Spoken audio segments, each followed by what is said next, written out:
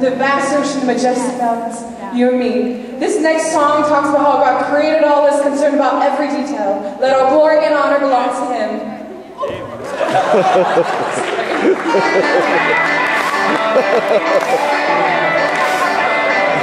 Praise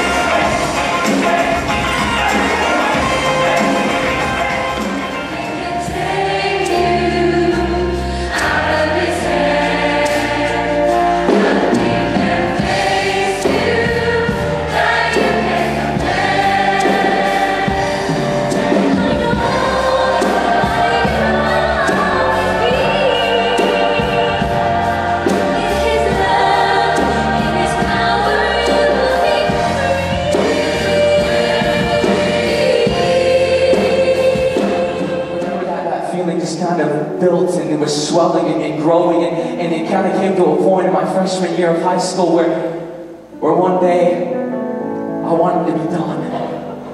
I wanted out. The pain that was so just deeply was just overwhelming that I didn't know what else to do. The only option that I thought in my mind was to just be done. So here I was on a Wednesday morning.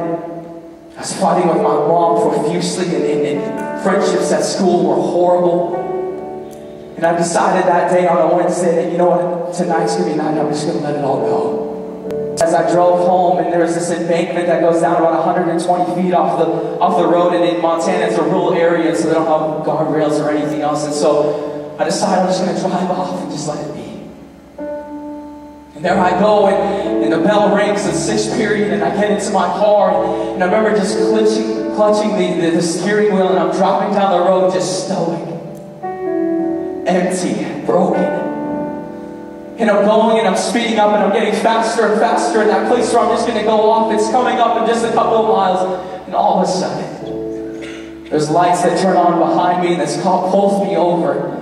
And then here I am, I'm just kind of get pulled out of it and communicate with the cop, and after he leaves I go back onto the road, and I just broke. And it wasn't until about a couple months later that a friend of mine, she invited me to come to church, and there I met some really incredible people. I didn't know what was going on, and then they eventually paid my way to go to this youth conference. And there at this youth conference, I was hearing this story of this young girl that was from Columbine High School say how God can be a friend, how He can come in and He can provide purpose in a purposeless life, how He can come in and restore a brokenness that is there. And I'm hearing this, and something stirring inside of me.